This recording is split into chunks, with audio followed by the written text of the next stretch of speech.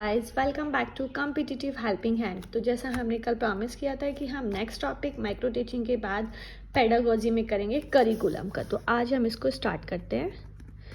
Curriculum ये थोड़ा सा बड़ा टॉपिक है, तो ये 4-5 क्लासेस में हम फिनिश करेंगे। ठीक है, अब हमारा क्वेश्चन उठता है कि करिकुलम क्या है। करिकुलम हिंदी में इसको बोलते हैं पाठ्य चर्चा। करिकुलम के लिए आप एक वर्ड ध्यान में रखो, कंप्लीट। कंप्लीट, ठीक है। करिकुलम के लिए एक वर्ड ध्यान में रखो, कंप्लीट। करिकुलम, करिकुलम देखो मैं समझाती जाती हूँ आपको नोट्स बनाने हो तो मैं साथ में साथ बोलती जा रही हूँ, आप लिखते जाइएगा, ठीक है। कुछ भी समझ में नहीं आए तो आप मुझसे क्वेश्चन कर सकते हैं। करिकुलम क्या होता है, किसी एक साल में यानी कि विद इन 1 ईयर जब हम बच्चों को एक कंप्लीट सिलेबस या एक साल का जो हम उनको ब्यौरा देते हैं उसको हम करिकुलम कहते हैं।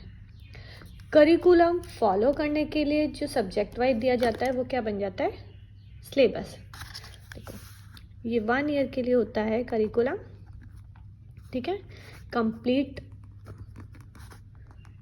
सिलेबस, जितने भी सब्जेक्ट्स होते हैं सबका सिलेबस हो। जैसे मान लो एग्जाम्पल, केवीएस ने आपसे कहा है कि एक टेस्ट होगा, आपसे कहा है ना एक टेस्ट होगा, उसमें आपको उसने क्या दिया है, हिंदी दिया है, इंग्लिश दिया है, जीके दिया है, पेडागोजी दिया है, एसएसटी, ये सब दिए हैं। तो ये सब Hindi, English, pedagogy, math, computer, ये सब हमारे क्या बन गए, सब्जेक्ट। ये सब हमारे क्या है, सब्जेक्ट है। और इन सब में क्या क्या आएगा जो उसने हमें बताया है कि इस चीज़ का हम आपका टेस्ट लेंगे इस सब्जेक्ट के अंदर। हिंदी में हम वर्ण पूछेंगे, स्वर पूछेंगे, समास, संधि, ये सब पूछेंगे। इंग्लिश में हम आपकी error of sentence, error of tenses और नरेशन, वॉइस, सब कुछ, मतलब इस तरीके से जो पूछेंगे तो वो जो चीज़ बन गया ये हमारा क्या कहलाता है, सिलेबस, ठीक है। और जो टेस्ट है, जो हमारा टेस्ट है ये क्या है, कंप्लीट है, इन सब चीज़ों का कंप्लीट है, कंप्लीट इन सब चीज़ों, ये क्या हमारे सब्जेक्ट्स में क्या आते हैं, सिलेबस, और ये इन सब चीज़ों का कंप्लीट टेस्ट है, इसको हम क्या बोल देंगे, करिकुलम। समझ में आया? तो हेडिंग डाल के लिख लो, जब आप किसी एक कंप्लीट चीज़ को पढ़ोगे तो वो क्या कहलाएगा, करिकुलम। जब आप किसी एक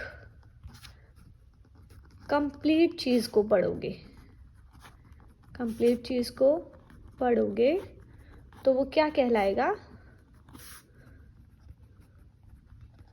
करिकुलम। और जब एक सब्जेक्ट को पढ़ोगे,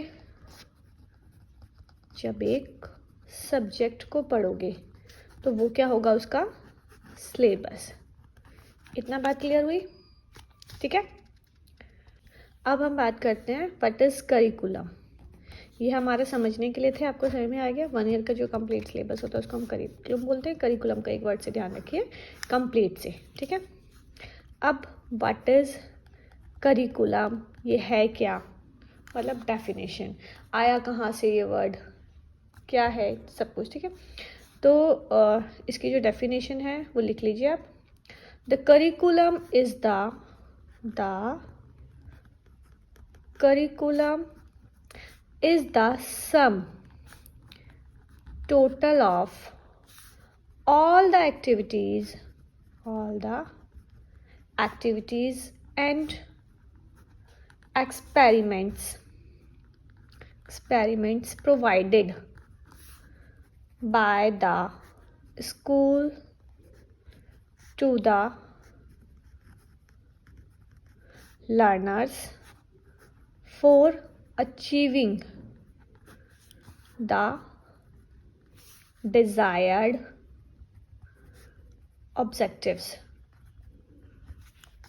What is curriculum? Curriculum क्या है? Curriculum is the sum total of activities and experience provided by the schools to the learners for achieving the desired objectives. Hindi में लिख लीजिए, पाठ्य चर्चा बाहित उद्देश्यों को प्राप्त करने के लिए शिक्षार्थियों को स्कूलों द्वारा प्रदान की जाने वाली सभी गतिविधियों और अनुभवों का कुल योग है। ठीक है, ये हमारा फर्स्ट वर्ड हुआ। सेकंड, ये करिकुलम वर्ड आया कहाँ से? करिकुलम वर्ड आया कहाँ से?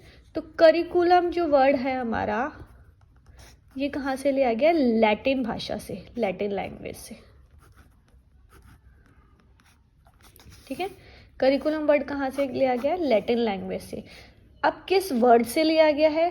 तो ये लैटिन लैंग्वेज के क्यूरेरे वर्ड से लिया गया है। CURERE। करिकुलम कहाँ से लिया गया? Latin language. लैटिन लैंग्वेज के किस वर्ड से लिया गया? तो क्यूरेरे वर्ड से लिया गया ये। ठीक है, अब फोर्थ है, ये क्यूरेरे वर्ड जो है इसका मीनिंग क्या होता है? इसका मीनिंग होता है रन। रन मीन्स दौड़ना या भागना, या होता है इसका रेस कोर्स। रेस कोर्स, इसका भी मीनिंग वही होता है। ठीक है, भागना। करिकुलम वर्ड हमारा कहाँ से लिया गया? लैटिन लैंग्वेज से। लैटिन लैंग्वेज के किस वर्ड से लिया गया? क्यूरेरे वर्ड से। और क्यूरेरे जो वर्ड है इसका मीनिंग क्या होता है? रन या रेस कोर्स, यानी कि दौड़ना और भागना। तो हम ये कह सकते हैं कि पूरे साल के अंदर जो सिलेबस को पढ़ाना है, हमें सिलेबस को लेके भागना है, उसको हम करिकुलम कहते हैं। ठीक है, एक करिकुलम जो होता है वो क्या होता है? Curriculum complete for 1 year. इतना ध्यान रखना। ठीक है, कंप्लीट वर्ड हमने पहले कहा था कि करिकुलम जहाँ भी आए कंप्लीट वर्ड याद रखोगे तो आपको वैसे ही क्लियर हो जाएगा सब। उसके बाद हम एक छोटा सा टॉपिक कर लेते हैं पहले, इससे कि हमें कंफ्यूजन हमारी दूर हो जाए। एक वर्ड होता है करिकुलम और एक वर्ड होता है हमारा सिलेबस। ठीक है, अब इसमें हमारा क्या डिफरेंस है या क्या दोनों में आपस में मैच है वो हम देख लेते हैं। जैसे करिकुलम सी है हमारा, सी से याद रखो कंप्लीट। करिकुलम क्या होता है हमारा? सी से याद रखो कंप्लीट। ठीक है, और सिलेबस एस से याद रखो शॉर्ट। सिलेबस में एस से क्या याद रखोगे? शॉर्ट। अच्छा, सिलेबस क्या होता है हमारा? छोटा होता है, क्योंकि हर सब्जेक्ट का अलग अलग सिलेबस होता है। करिकुलम तो सभी सब्जेक्ट्स को मिला के होता है। सिलेबस हमारा छोटा होता है, यानी कि इसका एरिया कैसा हुआ? Narrow area. हम इसको बोल सकते हैं नैरो एरिया। सिलेबस का एरिया नैरो है तो करिकुलम का कैसा है? Wide area. करिकुलम का एरिया कैसा है? वाइड। अच्छा, सिलेबस में हमारे क्या होते हैं? टॉपिक वाइज हमें दिया होता है सिलेबस। एक कोई भी सब्जेक्ट है उसके अंदर टॉपिक वाइज हमें सिलेबस दिया होगा, और करिकुलम हमें कंप्लीटली सब्जेक्ट वाइज दिया जाता है। जैसे अभी KVS ने हमें Hindi, English, math, pedagogy, computer सभी का सिलेबस दिया है, उसके अंदर के टॉपिक के अंदर का सिलेबस नहीं दिया हमें। ठीक है, अच्छा, करिकुलम क्या है हमारा? Curriculum provide cognitive, affective and cognitive means psychomotor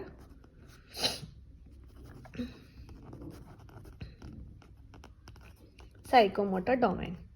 मतलब क्या है कि किसी बच्चे को जब हम करिकुलम पढ़ा रहे हैं तो हम किसी एक पर्सपेक्टिव पे ध्यान नहीं देंगे, सभी पे ध्यान देंगे। इन शॉर्ट में हम क्या करेंगे? बच्चे की ओवरऑल डेवलपमेंट पे ध्यान देंगे। ओवरऑल डेवलपमेंट, ये वर्ड भी ध्यान रखना। ठीक है, इन शॉर्ट हम क्या करेंगे? बच्चे की ओवरऑल डेवलपमेंट को बताता है ये करिकुलम। ठीक है, अच्छा, अब हम क्या करते हैं? करिकुलम के बारे में समझ में आ गया, क्लियर है। अब हम आते हैं objectives of curriculum. Objectives of curriculum, देखो, एक तो ये क्या होता है? नर्चर यानी कि लर्नर, होलिस्टिक डेवलपमेंट, यानी कि इसको हम क्या बोल सकते हैं? All over development. जो अभी हमने पढ़ा था। ठीक है, यानी कि शिक्षार्थी के समग्र विकास का पोषण करता है, ऑल ओवर डेवलपमेंट को बताता है, अभी हमने ऊपर पढ़ा। सेकंड है improve the totality of a student experience, improve the totality of a student experience. And इसमें थर्ड है make learning a flexible and integrated process. मतलब फ्लेक्सिबल मान लो आप बच्चे को पढ़ा रहे हैं, उसे समझ नहीं आया तो आप ये नहीं कहोगे कि ऐसे ही होता है या ऐसे ही करना है, आप पढ़ाने का कोई दूसरा तरीका ढूंढोगे या उसे किसी और तरीके से समझाओगे। इंटीग्रेटेड का मीनिंग क्या होता है? जोड़ना या जुड़ा होना।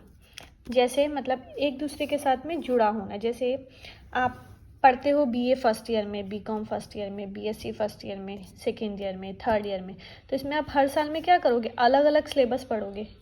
बीएससी फर्स्ट ईयर का सिलेबस अलग होगा, सेकेंड ईयर का सिलेबस अलग होगा, थर्ड ईयर का सिलेबस अलग होगा, लेकिन एक दूसरे के साथ में जुड़ा रहेगा।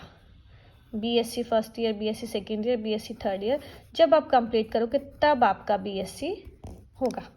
ठीक है, उसे हम बोलते हैं इंटीग्रेटेड। और फ्लेक्सिबिलिटी मैंने अभी आपको बताया, मतलब क्या है हमारा कि बच्चे के लिए हमेशा ऐसा करिकुलम बनाओ जो बच्चे के लिए क्या हो, हमेशा इंटीग्रेटेड हो और या कनेक्टिंग हो पीछे से। ठीक है, अच्छा एक और करिकुलम जो होता है हमारा, करिकुलम इज बेस्ड ऑन रियलिया यानी कि real life example.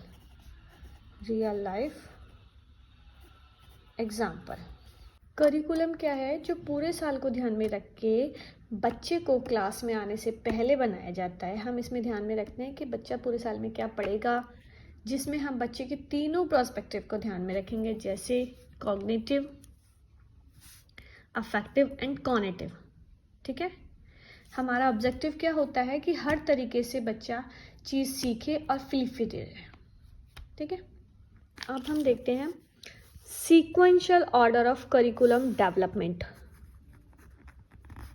Sequential order of curriculum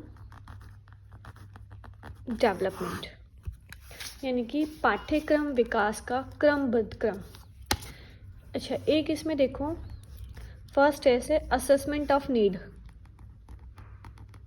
assessment of need यानी कि ज़रूरतों का आकलन। जैसे मैं आपको पढ़ा रही हूँ, या सपोज़ कीजिए हम जितने भी हम लोग पढ़ रहे हैं, हम सब एक टीचर बनने जा रहे हैं। सपोज़ कीजिए हम टीचर हूँ। पहले मैं क्या देखूँगी कि स्टूडेंट को क्या ज़रूरत है, उसे क्या पढ़ना है, मुझे उसे क्या पढ़ाना है। ठीक है, सेकंड हम करेंगे फॉर्मुलेशन ऑफ ऑब्जेक्टिव।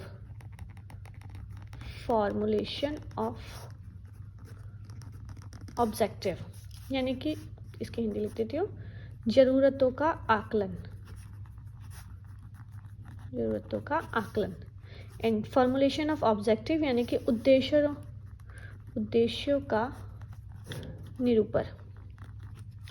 मतलब कि फिर पहले मैंने उसकी नीड जानी कि बच्चे को क्या नीड है, उसके बाद में मैं उसके ऑब्जेक्टिव बनाऊंगी, उस अकॉर्डिंग मैं उसके अपने ऑब्जेक्टिव बनाऊंगी कि मुझे क्या करना है उसकी ज़रूरत को पूरा करने के लिए। थर्ड हम क्या करेंगे, सिलेक्शन ऑफ टेक्स्ट या लर्निंग एक्सपीरियंस यानी कि विषय या सीखने के अनुभवों का चयन। मैं अपने एक्सपीरियंस के बेस पे उन्हें टीच करूँगी, अब उन्हें एग्जाम्पल दूंगी, अलग तरीके से समझाऊंगी, या क्या करना है वो मैं सेलेक्ट करूँगी कि मुझे किस तरीके से उनकी नीड को कंप्लीट करना है। फोर्थ क्या होगा, इवैल्यूएटिंग ऑफ द